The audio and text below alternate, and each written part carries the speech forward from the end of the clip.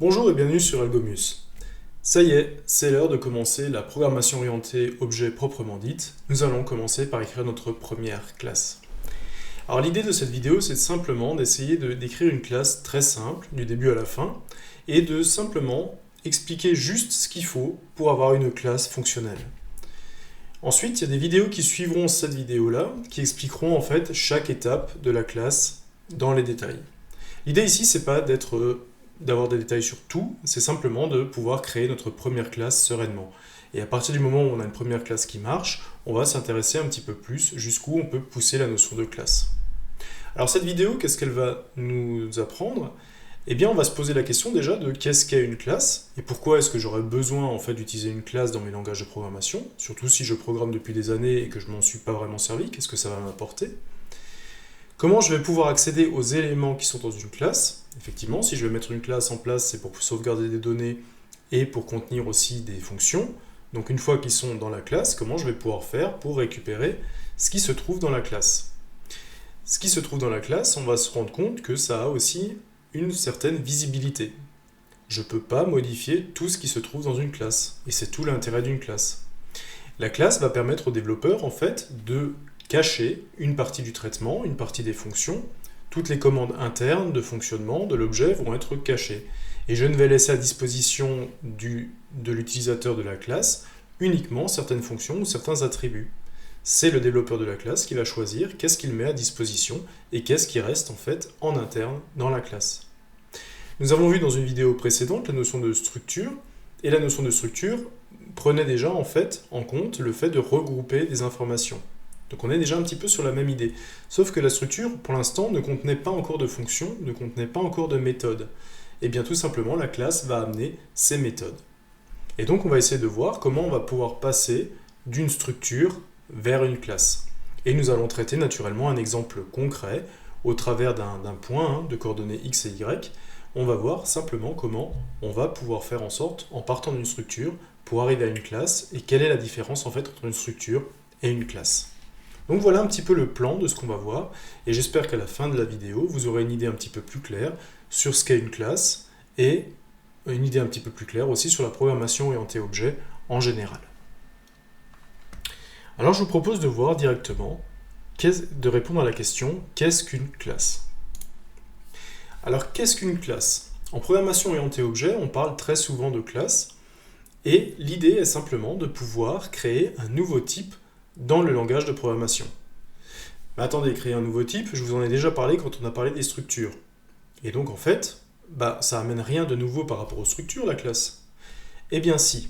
En fait, on avait vu que la structure contenait uniquement des variables, uniquement des valeurs de variables.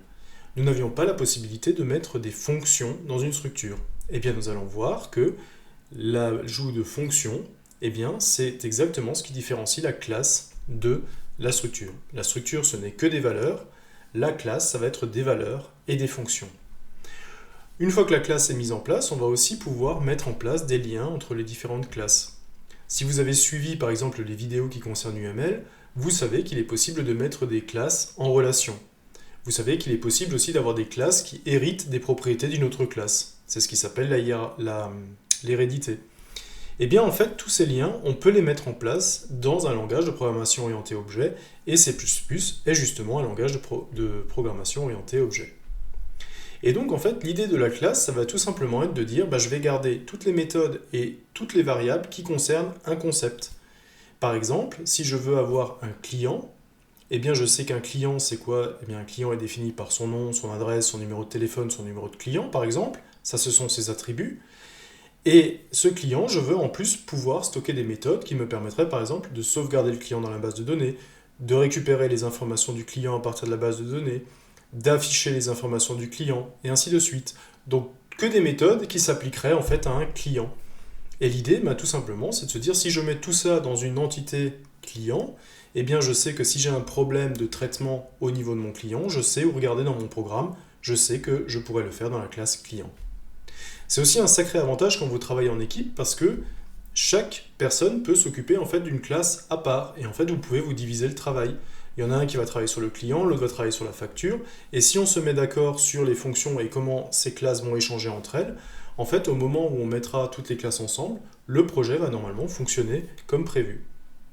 Et donc, on va essayer de retrouver donc, toutes les informations d'une même entité au même endroit. Voilà ce que propose la classe. Ok. En plus, elle va permettre de donner aussi des comportements, ou elle va permettre de donner un sens aux opérateurs. Si on comprend très bien que mettre un plus, par exemple, entre deux nombres entiers, eh bien, on attend à faire la somme arithmétique des deux nombres. Si on met un plus entre deux chaînes de caractères, on s'attend à avoir la concaténation des chaînes. Qu'est-ce qu'on s'attend à avoir quand on fait un client plus un client? Eh bien, pour l'instant, c'est pas très clair. Mais la programmation orientée objet va nous permettre de définir soi-même, en fait, qu'est-ce que l'on entend, comment est-ce qu'on va redéfinir l'opérateur plus pour qu'il puisse s'appliquer à un client. On pourrait imaginer tout simplement qu'un client plus un client, ça va me donner le montant des factures qui ont été en fait adressées à ces deux clients. Ça me retrouve un nombre entier qui est le cumul des totaux des factures. Voilà. Donc en fait, j'ai le droit en fait de programmer le comportement de chacun des opérateurs vis-à-vis du nouveau type que je vais mettre en place. Donc c'est quelque chose de très intéressant puisque ça me permet de simplifier l'écriture au moment où j'appelle les différentes instances de classe. Alors parmi les opérations que l'on peut faire en classe, dans une classe, et des choses que l'on n'a peut-être pas encore vues quand on n'a pas fait de programmation orientée objet, on va être confronté à des fonctions qui ne sont que dans les classes. Nous allons retrouver la notion de constructeur. Donc un constructeur, c'est la fonction qui est appelée quand on crée un objet de classe, une instance de classe. Le destructeur, c'est l'inverse, c'est la fonction qui est appelée quand on détruit l'objet. Et on va avoir des fonctions qui vont nous permettre aussi de recopier un objet, c'est-à-dire que j'ai créé un client et je veux faire la copie de ce client, eh bien j'ai le droit d'écrire une fonction qui va me dire ce que je dois faire quand je fais la copie ou quand je fais l'affectation. Tout ça, en fait, tous ces opérateurs vont pouvoir être redéfinis par le développeur qui va développer la classe.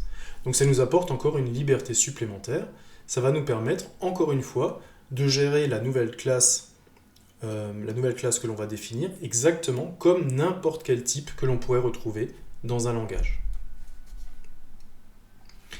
Alors comment j'accède aux membres de la classe? Alors ça c'est une partie sur laquelle je vais passer assez vite parce qu'en fait il n'y a pas de grande différence entre l'accès aux membres de la classe et les accès aux membres de la structure.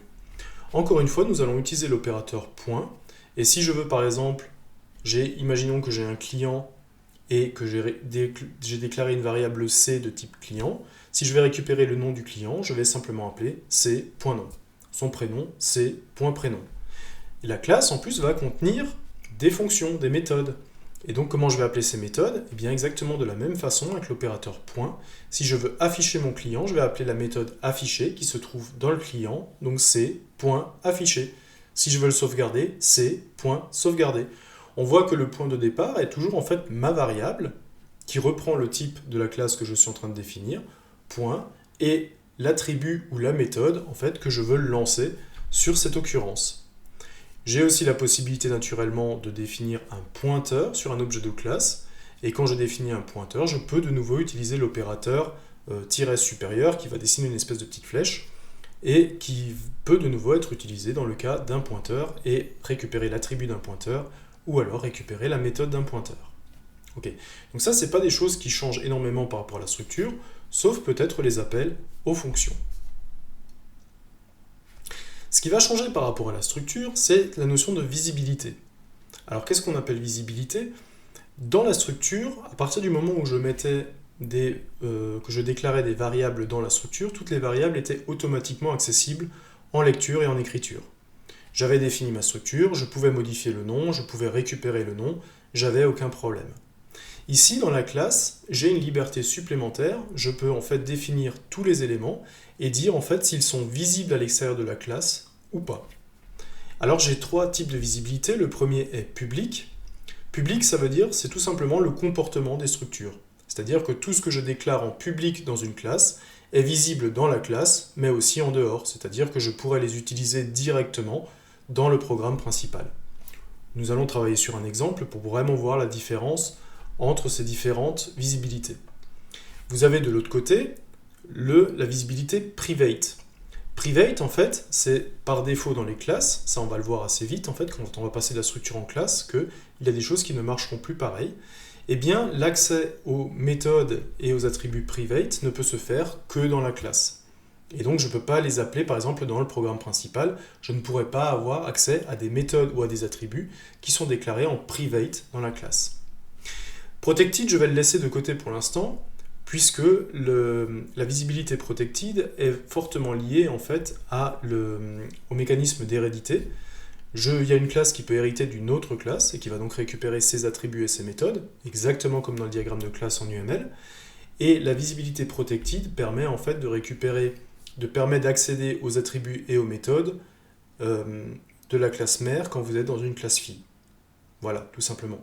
Donc un attribut ou une méthode déclarée en protected est visible dans la classe dans laquelle elle est définie et dans toutes les classes en fait qui en sont des classes filles, toutes les classes qui en dérivent. Voilà. Et donc on a l'habitude de dire que tous les éléments qui sont publics, ce sont des éléments qui sont visibles par l'extérieur, et donc on appelle ça en fait l'interface de la classe. C'est-à-dire c'est les méthodes et les attributs que j'ai le droit d'utiliser pour influer sur le contenu de la classe.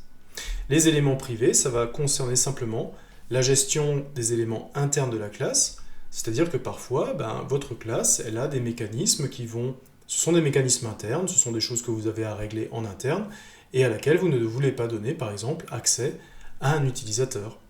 Si vous prenez, par exemple, une variable qui va compter le nombre de clients qui sont créés, c'est peut-être un attribut que vous n'avez pas envie de laisser en modification à une personne qui est externe à la classe.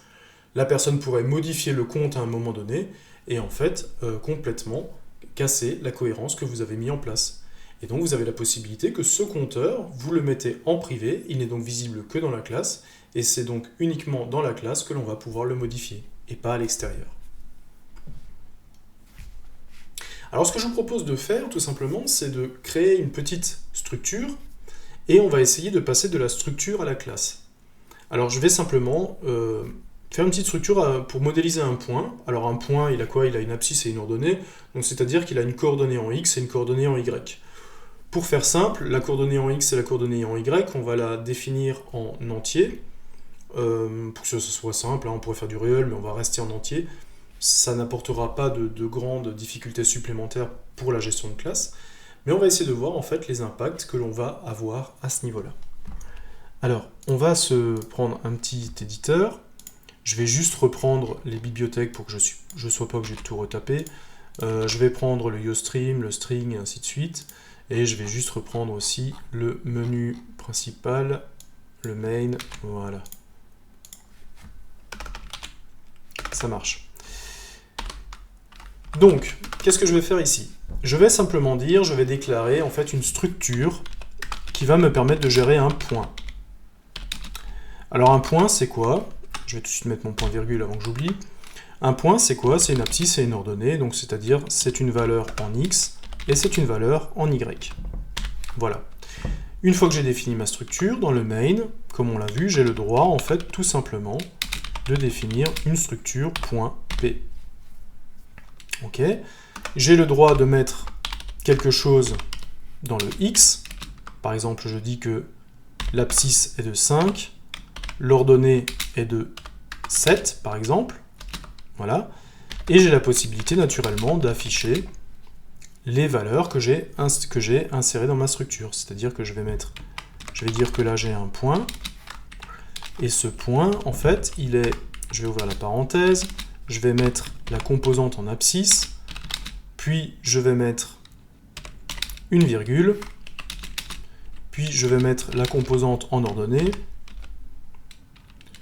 puis je vais fermer ma parenthèse, voilà, et je vais aller à la ligne, et en fait, je vais lancer du coup mon petit programme et je vais voir si tout fonctionne correctement. Donc je vais compiler avec un G++, c'est mon point.cpp, et je vais l'appeler point en sortie, tout compile bien, je fais mon point et j'obtiens bien l'affichage de mon point qui a les coordonnées 5, 7. Ok, ça marche, aucun problème jusque là, j'ai pu en fait créer mon point. Bon. Maintenant comment je passe à la classe? En fait, vous allez voir que la modification elle est très rapide, Je vais simplement changer le mot-clé struct, je vais le changer en mot-clé classe. Voilà, et j'ai créé ma première classe. Alors, pas tout à fait, parce qu'effectivement, il y a plein de choses qui ont l'air de plus marcher du tout. Là, on voit en fait que mon X, il est souligné. Je vais essayer de le faire un petit peu plus grand, par contre. Voilà. Mon X ici est souligné, ce qui veut donc dire que j'ai un petit souci. Et quand je passe dessus, ça me dit point X déclare at line 6 is inaccessible. Ah, bah comment ça se fait que c'est inaccessible puisque jusqu'à maintenant je pouvais y accéder? En fait, ce qui s'est passé, c'est que la structure, comme je vous l'ai dit, par défaut, en fait, tous les éléments sont publics. C'est-à-dire que vous pouvez y accéder en dehors de la structure.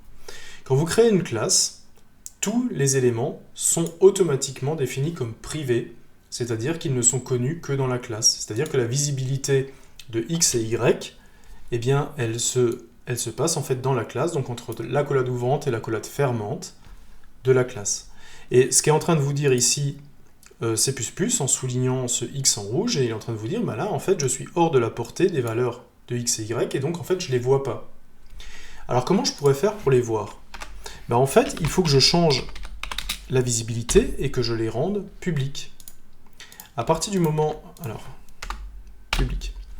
À partir du moment où je crée le mot-clé public, avec 2 points, ça veut dire que tout ce qui suit est défini en public. Et donc, public, ça veut dire visible de l'extérieur. Et donc là, vous voyez que j'ai plus de rouge, plus d'erreur. J'ai donc de nouveau le comportement que j'avais avec la structure. Ok. Donc là, je compile. J'ai peut-être pas sauvegardé. Je compile. Et j'ai de nouveau exactement le même comportement qu'avec la structure. Bon. Ok, ça marche. Alors pourquoi est-ce que dans la classe, il y a cette petite différence que quand vous créez une classe, tout est privé jusqu'à preuve du contraire?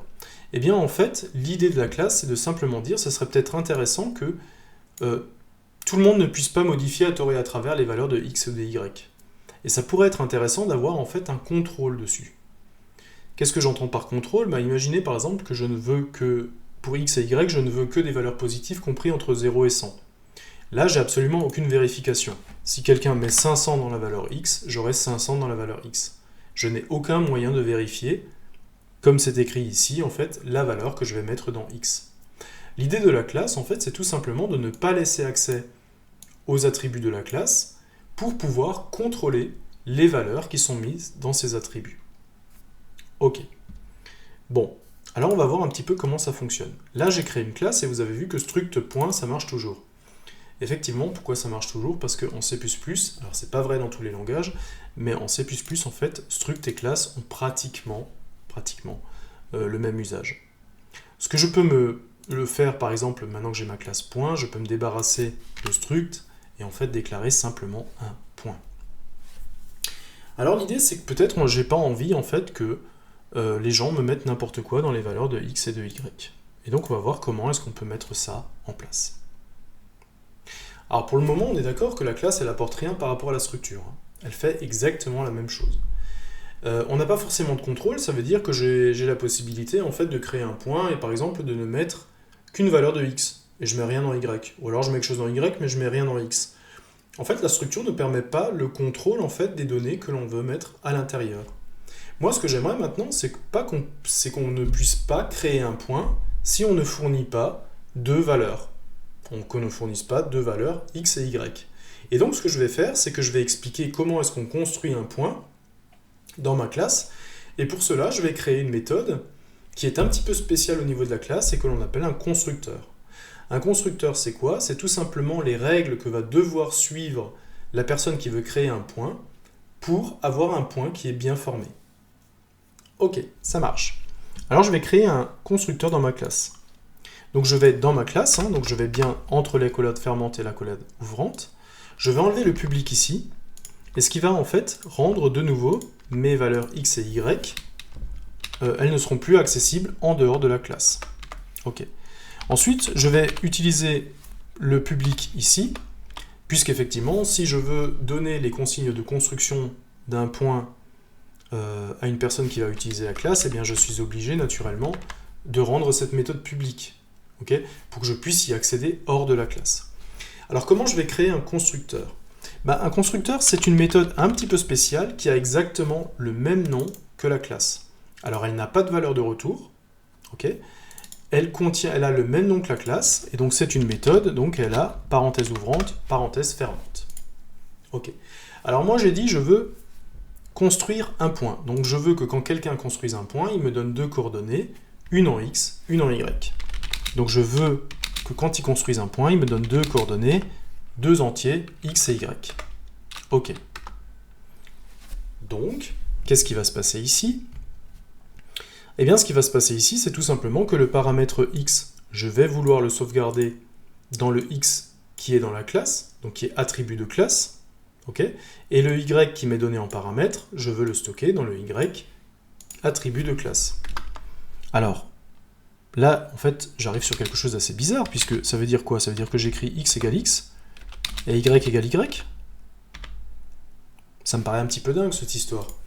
Comment, en fait, le compilateur va comprendre que ce x-là, le x qui est ici, correspond au x qui est le paramètre, et que le x qui est le résultat de l'affectation, en fait, c'est le x interne à la classe que je veux modifier. En fait, si je l'écris comme ça, il ne va pas le comprendre. Heureusement, on a une petite possibilité pour dire, en fait, de différencier, quand deux variables ont le même nom, je peux différencier en disant, ce x-là, c'est le x de cette classe. Donc, this classe, c'est le x de cette classe. Et ça, c'est le y de cette classe. Donc, quand vous préfixez une variable avec this, en fait, le compilateur comprend que cette variable, c'est celle de la classe, de celle de cette classe. Le x ici n'étant pas préfixé, eh bien, il va simplement dire, si le x n'est pas préfixé, c'est pas le x de la classe, donc c'est mon paramètre. Ce y n'est pas préfixé, donc c'est pas le y de la classe, donc c'est mon paramètre. Ok, ça marche. Maintenant que j'ai un constructeur, je peux créer en fait un point grâce à mon constructeur. Alors vous voyez que si je fais mon point P, je vais faire égal et je vais utiliser mon constructeur. Et vous voyez que si j'utilise mon constructeur de cette façon, en fait mon constructeur est souligné en rouge. Je retourne sur le message d'erreur et il me dit, voilà, j'ai pas d'instance du constructeur qui corresponde à la liste des arguments. C'est-à-dire que je ne peux pas construire un point si tu ne me donnes pas d'arguments. Moi j'ai bien un constructeur, mais ce constructeur-là, il prend deux entiers, un pour les x et un pour les y. Donc si tu veux construire un point, tu as intérêt à me donner deux valeurs. Bon, alors je vais lui dire, construis-moi un point qui a comme x 5 et comme y 7. Ah là il a l'air content. Ok, ça marche. Donc maintenant je suis arrivé à construire en fait un point qui a comme coordonnées 5 et qui a comme coordonnées 7. Alors pour l'instant j'aimerais bien vérifier que ça marche, mais ma fonction d'affichage en fait elle a un problème, puisqu'effectivement comme x dans ma classe et y dans ma classe sont redevenus privés, je ne peux pas y accéder. Alors comment je peux les afficher? En fait, x et y ils ne sont pas connus en dehors de la classe, mais ils sont connus dans la classe. Donc ça veut dire que si ma fonction d'affichage est dans la classe, eh bien je pourrais les afficher. Donc j'écris une fonction d'affichage dans ma classe, donc entre le accolade ouvrante, accolade fermante dans ma classe, et je crée en fait tout simplement une fonction d'affichage. Alors elle retourne quoi ma fonction d'affichage? Rien, void. Puis je vais faire un affichage. Qu'est-ce qu'elle a besoin comme paramètre? Rien, puisqu'elle va afficher les informations de la classe, et quand je suis dans la classe, en fait, je les connais. Donc je ne suis pas obligé de mettre des paramètres. Je vais donc créer ma fonction d'affichage, et tout simplement, je vais prendre le cout qui est ici, et je vais le mettre dans ma fonction d'affichage. Voilà. Et qu'est-ce que je veux afficher comme coordonnée du point? Je vais afficher le x qui est interne à la classe, et je vais afficher le y qui est interne à la classe. Ok, j'ai plus de traits rouges, donc vous voyez que la fonction d'affichage, elle connaît x et y parce que x et y sont des attributs de classe. Comme affichage est dans la classe, eh bien elle peut se servir de tous les attributs de classe. Les attributs de classe sont définis en privé, ça veut dire qu'ils ne sont connus que dans la classe elle-même. Mais comme affichage est dans la classe, eh bien je peux accéder à x et y. Alors comment je vais faire pour afficher dans le main? Tout simplement, j'ai défini mon point qui a les coordonnées 7, 5. Eh bien, je vais reprendre la variable qui symbolise mon point et je vais simplement lancer un affichage. Voilà. Donc, l'affichage va se baser sur le point que j'ai créé avec les coordonnées 7, 5.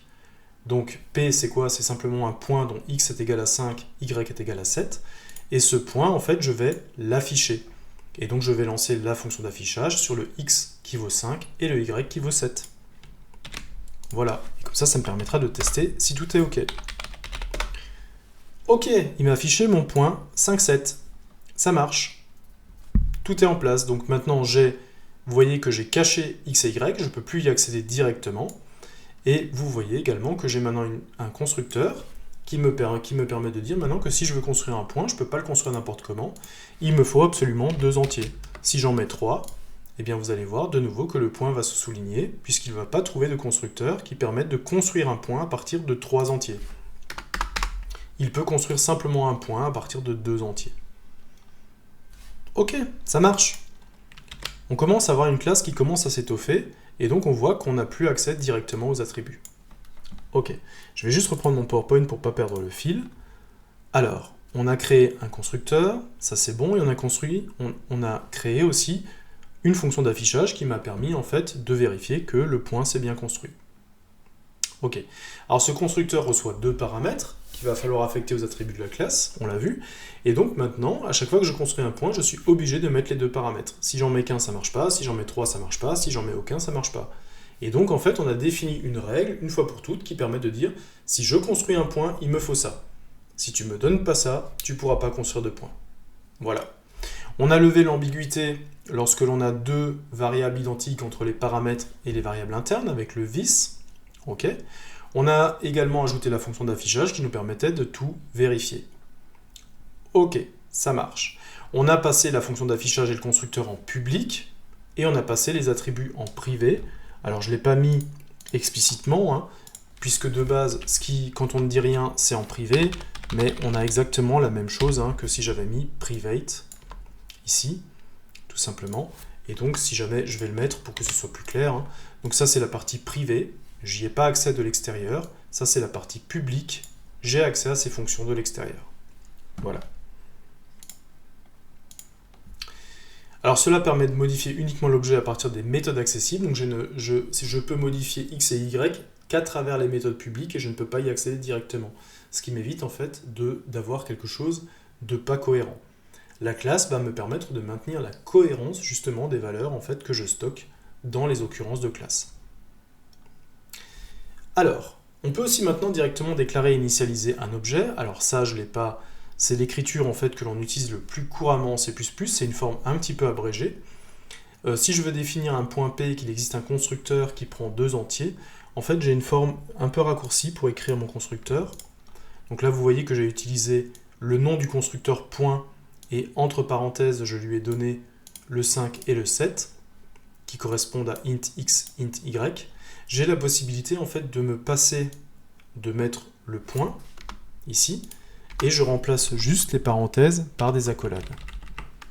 Et ça, c'est en fait une écriture simplifiée du C++. Donc au début, ça paraît un petit peu bizarre, et puis après, on n'utilise plus que ça parce que c'est très rapide à écrire. Je vais en fait créer un point P, et je vais utiliser 5 et 7 en fait comme paramètres. Et si dans la classe, il me trouve un constructeur qui se base sur 2 entiers, en fait, il va l'appeler. Vous voyez que là, en fait, j'ai aucune différence, et ça me permet en fait d'écrire beaucoup plus facilement la création de mon point. Ok, ça marche. Alors quoi d'autre? Si on a besoin de la fonction d'affichage, maintenant on l'a vu, on lance simplement la fonction d'affichage sur P, et on peut également remarquer que les attributs ne sont plus modifiables. Ça, on l'a vu depuis le début. Si maintenant j'essaye d'accéder directement à x, en fait, je vais avoir une erreur directement, puisque x est défini en privé, donc je n'ai absolument pas le droit d'accéder x en dehors de la classe. Ok, ça marche. La classe propose aussi, par défaut, une copie, qui se contente de recopier les attributs. Alors ça, c'est vrai que j'en ai pas encore parlé.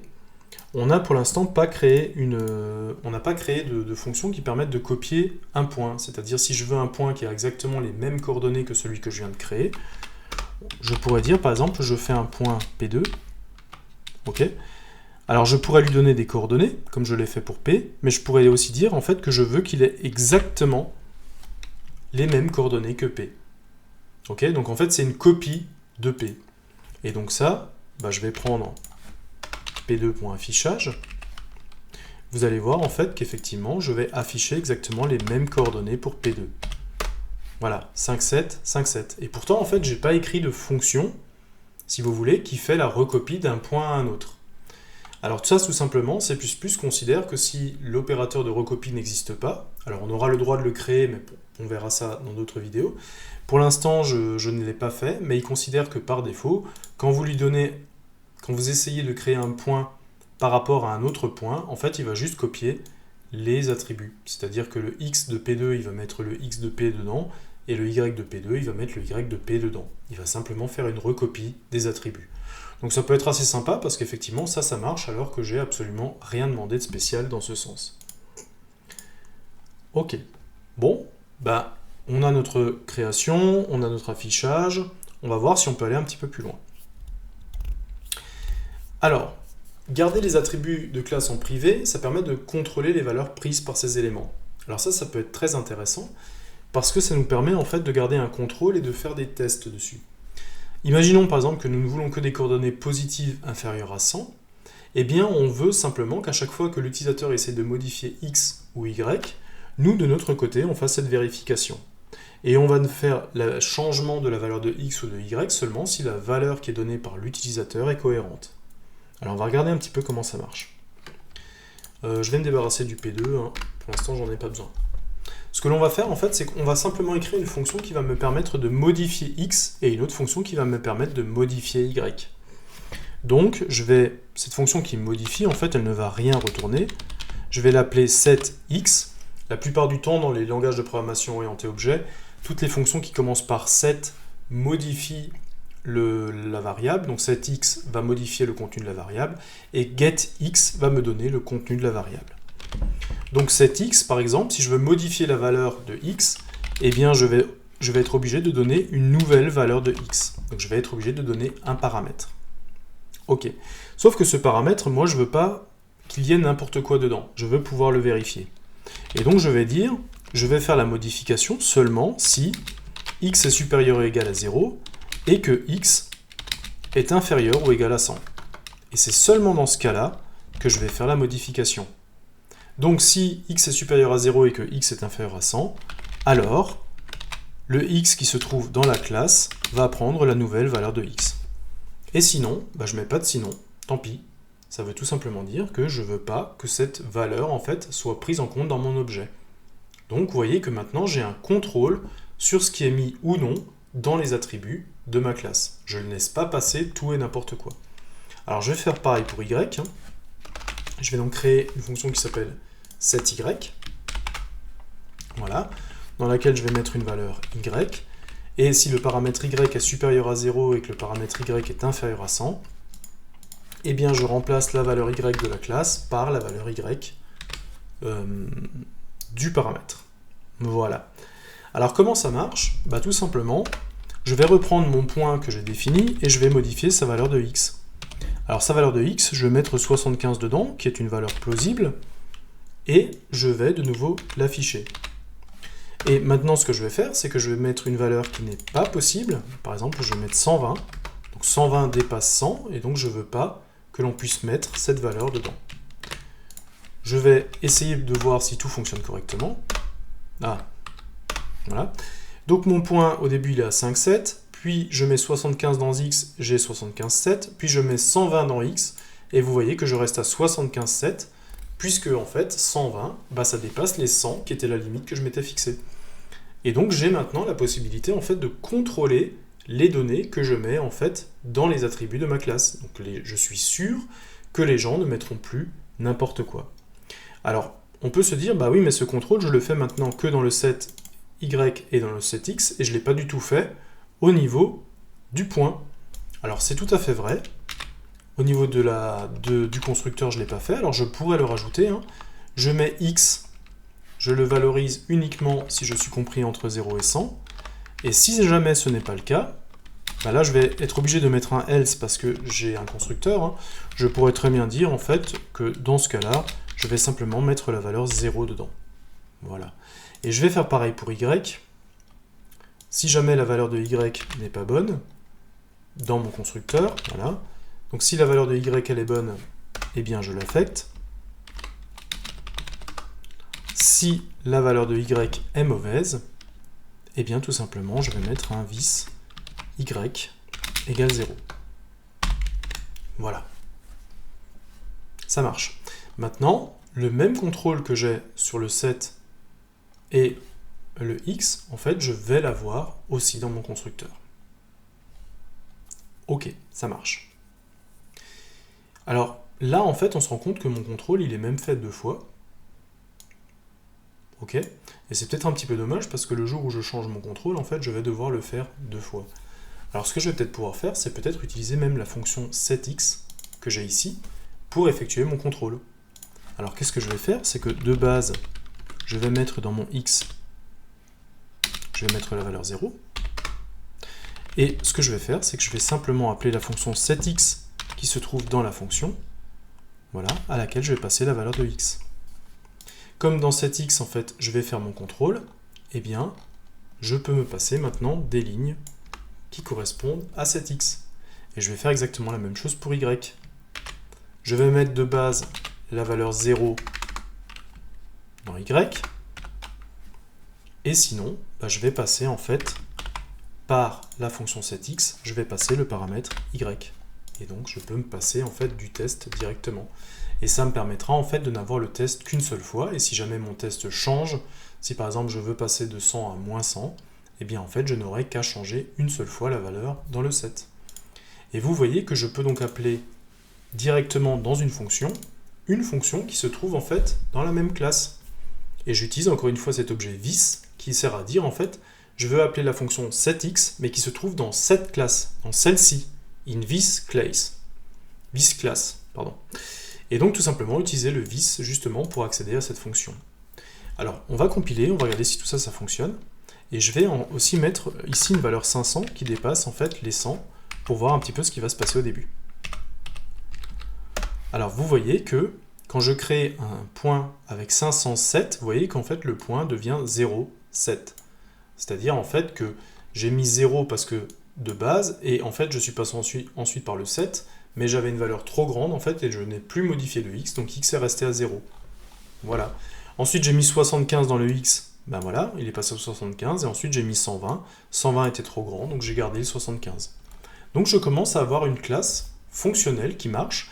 C'est pour ça, n'hésitez pas de temps en temps, quand vous avez une classe qui prend de l'ampleur, à revenir un petit peu en arrière, à reprendre du recul, et à voir en fait s'il n'y a pas des choses que vous faites en doublon.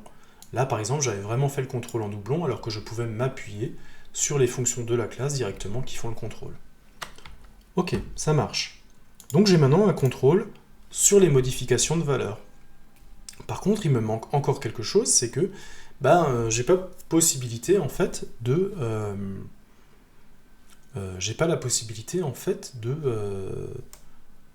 de récupérer les valeurs de x et de y si jamais je veux en faire des calculs. Ok. Alors c'est vrai, pour l'instant on n'en a pas. Et donc, quand je fais un set, eh bien tout simplement, je modifie la valeur. Je vais tout simplement faire aussi une fonction qui me permet de récupérer la valeur de x. Alors comme x est un entier, eh bien cette fonction va retourner un entier. Je vais l'appeler getX. Elle n'a besoin d'aucun paramètre. Et dans cette fonction, je vais simplement retourner la valeur de x. Valeur de x qui est connue, puisque x est connue en interne dans la classe, puisqu'elle est définie ici. Et je vais faire exactement la même chose. Un getY pour récupérer la valeur de y. Voilà, et je vais faire simplement un return y. Voilà. À partir de maintenant, je vais pouvoir, en fait, dans mon programme principal, récupérer, je vais récupérer par exemple le p de getX, donc je vais récupérer l'x de p, puis je vais mettre un tiret entre les deux, et je vais récupérer, dans p, je vais récupérer la valeur de y en passant par la fonction getY.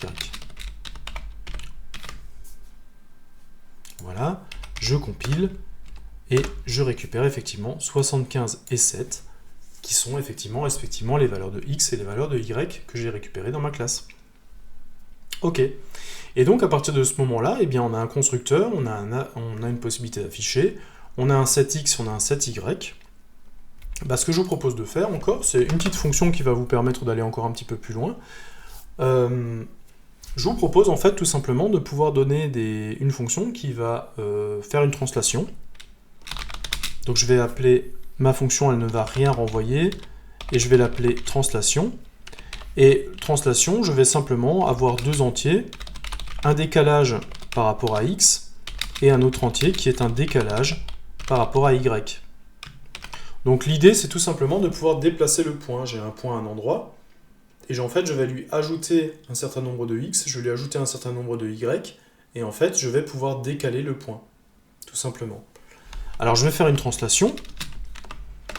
Ça veut dire quoi? Ça veut dire que la valeur de x de mon objet, en fait, c'est l'ancienne valeur de x que j'avais, plus le décalage x. Et la nouvelle valeur de y, c'est égal à l'ancienne valeur de y plus le décalage y. Voilà. Alors, il y a encore une façon plus simple de le faire. Quand vous faites a égale a plus 1, par exemple, eh bien, vous pouvez faire a plus égale 1. Donc, ça veut dire si vous avez besoin du membre vis x, vous voyez, c'est le même membre et vous lui ajoutez juste quelque chose. Décalage. Ah, voilà, c'est pourquoi il est rouge. Je le disais aussi. Si vous avez le membre à gauche de l'affectation et encore à droite et que vous lui affectez juste quelque chose, en fait, ça s'écrit plus simplement en C++. Vous pouvez utiliser l'opérateur plus égal. Donc, c'est-à-dire que à x, à vis.x, vous rajoutez décalage x. Donc, à la valeur, en fait, vous lui rajoutez ça et vous le remettez dans x. Donc ça, c'est un opérateur qui existe et que vous avez le droit d'utiliser et qui va faire la même chose. Et encore une fois, ça va peut-être rendre plus clair, en fait, l'écriture que vous mettez en place. Donc ici, je vais avoir ça, je vais l'enlever. On a terminé sur un point qui est à 75,7. Et donc, ce que je peux faire, tout simplement, c'est que je vais créer une translation. Alors, je vais enlever moins 20 sur l'axe des x. Et je vais rajouter 13 sur l'axe des y. Ok? Ça veut dire quoi? Ça veut dire que mon point qui était défini par 75,7, je vais enlever 20 sur l'axe des x, ça va dire 75 moins 20, il va me rester 55. Et je vais ajouter 13 sur l'axe des y, ce qui va faire 7 plus 13 égale 20. Et normalement, quand je vais afficher mon nouveau point, eh bien, je vais avoir les nouvelles coordonnées modifiées par la translation que je viens de mettre en place. On essaye. Ça marche. Je me retrouve bien avec mon point qui a des coordonnées 55, 20. Et donc, vous voyez que j'ai la possibilité, effectivement, à chaque fois... Alors, j'ai pas fait de test, je pourrais voir des tests si le décalage ne m'amène pas dans des données que j'ai pas envie de tester. Mais vous voyez, en fait, tout simplement que la fonction, en public, donc qui me permet d'être accessible dans le menu principal, va me permettre de faire des modifications sur les données internes x et y, mais le fait de passer par une fonction me laisse toujours la main dessus, me permet toujours, en fait, de garder le contrôle sur ce que je fais. Et donc, mine de rien, on a écrit notre première classe. Donc, notre classe a des attributs cachés, en privé. Elle a un constructeur. Donc, quand je construis un point, je suis obligé de donner 2 coordonnées, sinon je ne peux pas en construire. Elle me permet d'afficher le point, de récupérer les infos pour voir si tout est OK. Elle me permet de modifier le x et le y de manière indépendante, mais en gardant un contrôle, en vérifiant bien que les valeurs de x et de y correspondent bien à l'intervalle 0-100 que je me suis fixé. Je peux récupérer aussi les informations x et y en interne, si je veux en faire autre chose. Et j'ai une petite fonction qui me permet de faire une translation. Je peux donner un décalage de x et un décalage de y. Et ces décalages, en fait, sont pris en compte sur le x et le y et déplacent donc mon point sur la grille. Ok, voilà, première classe. L'idée, c'était de terminer la vidéo avec une première classe qui marche. Eh bien, cette classe est entièrement fonctionnelle. Alors, pour l'instant, elle ne fait pas encore grand-chose, on est d'accord. Mais, en fait, si vous avez compris ce qu'il y a en fait, dans cet exemple, eh bien, vous savez déjà probablement comment est-ce qu'on peut prolonger la classe. Les fonctions de la classe, vous voyez qu'elles ont la même signature, valeur de retour, nom et paramètres, sauf qu'elles sont dans la classe, on a expliqué la spécificité. Donc si vous savez tout sur les fonctions, vous pouvez utiliser maintenant toutes vos connaissances pour les fonctions de classe. Vous pouvez faire des classes de plus en plus compliquées. Ce qui va maintenant nous manquer, c'est simplement l'héritage sur les classes. Ça, c'est quelque chose sur lequel on reviendra. Ce qui va nous manquer aussi, c'est de faire des classes un petit peu plus élaborées et des classes qui communiquent entre elles. Ça, on va voir aussi comment je vais pouvoir faire des relations entre les classes, comment une classe va connaître une autre classe, par exemple. On n'a pas fait encore de compilation séparée non plus avec la classe. Ça, c'est quelque chose qui va être très important aussi, surtout pour travailler en équipe. Comment je vais faire en fait pour développer ma classe dans mon coin et permettre quand même en fait de ne pas bloquer mes collègues pour qu'eux puissent quand même continuer à tester leur programme et à vérifier si tout marche. On va de nouveau utiliser la compilation séparée, on va de nouveau avoir un header. Ça aussi c'est une vidéo, j'y consacrerai une vidéo spéciale pour faire de la compilation séparée sur les classes. Voilà, donc une petite classe fonctionnelle qui marche, on n'a peut-être pas encore compris tous les mécanismes, mais on reviendra sur tous les mécanismes point par point, mais au moins maintenant on a une base de départ qui va nous permettre en fait de discuter.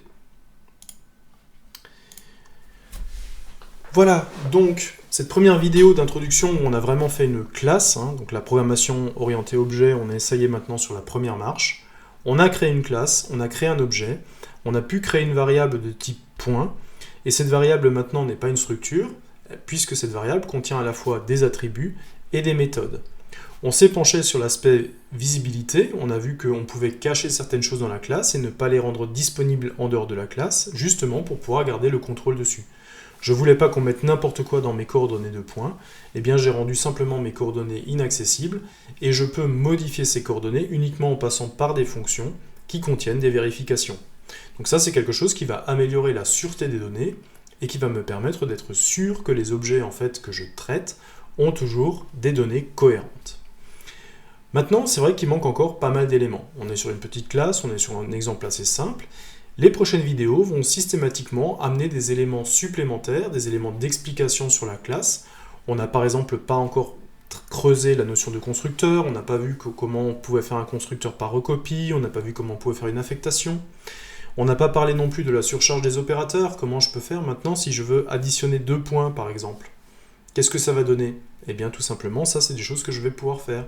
Je vais pouvoir redéfinir n'importe quel opérateur pour qu'il ait un sens au niveau du type que je viens de créer.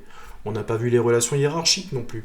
On n'a pas vu comment je peux faire qu'une classe hérite de tous les attributs et toutes les méthodes d'une classe. Ça aussi c'est quelque chose que l'on verra dans les vidéos à venir. Enfin, ce que l'on n'a pas vu encore non plus, c'est comment je passe d'un modèle un diagramme de classe UML, comment en fait je passe à une représentation des classes en C++. On va s'apercevoir que chaque notion du diagramme d'UML en fait va se convertir d'une certaine façon dans mon diagramme de classe C++. Et un diagramme UML bien pensé en fait va me donner une organisation des classes cohérente et qui va me permettre en fait d'avoir un projet cohérent et optimisé. Voilà, donc il y a encore beaucoup de choses à faire. On est sur la première marche, c'était pas la plus petite, puisqu'on a créé notre première classe, quand même, premier au fait. Mais maintenant, on va essayer de voir comment est-ce qu'on peut comprendre un petit peu mieux cette notion de classe et aller un petit peu de l'avant dans ce concept. À bientôt!